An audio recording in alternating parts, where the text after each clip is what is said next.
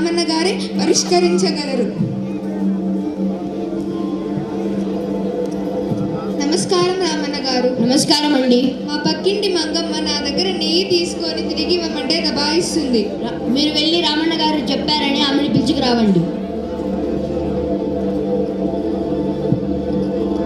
మంగమ్మ, రామన్న గారింటికి దయచేయండి. అదా నాకు భయం ఏంటి?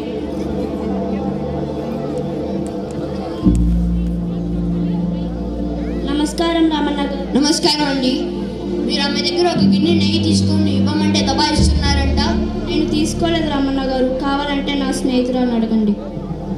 మా దగ్గర 10 ఆవులు ఉన్నాయి. మేమే అందరికీ నెయ్యి ఇస్తాం. మేమేందుకు తన దగ్గర నెయ్యి తీసుకుంటాం? రామన్న గారు, వాళ్ళు అబద్ధం చెప్తున్నారు. కావాలంటే నా స్నేహితురాలను అడగండి.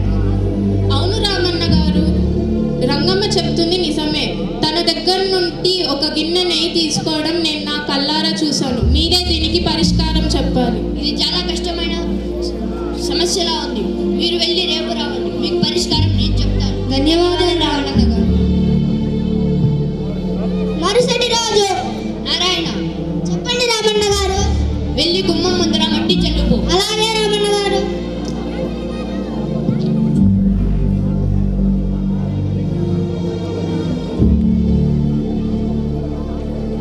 ఏమిటి ఇంటి ముందరంతా బురదగా ఉంది? కాళ్ళు కడుక్కోవడానికి నీళ్ళు ఇస్తారా?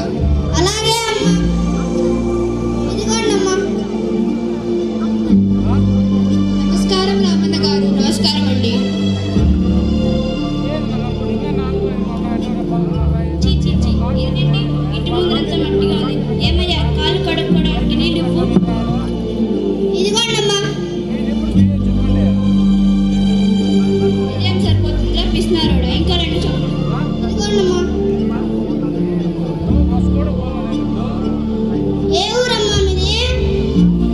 నీకెందుకయ్యా? నమస్కారం అండి.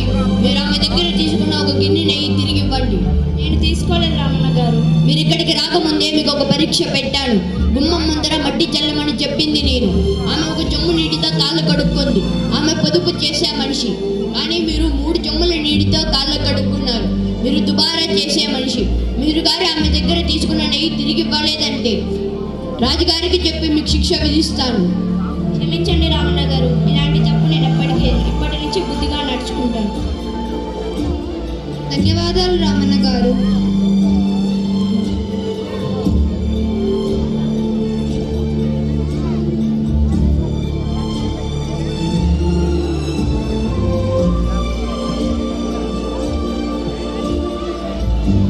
ఈ రామన్న మీకు ఆనందంతో పాటు మీ తెలివితేటలకు పరీక్ష పెట్టాడనుకుంటూ సెలవు తీసుకుంటున్నాము. అందరికీ ధన్యవాదములు. ధన్యవాదములు.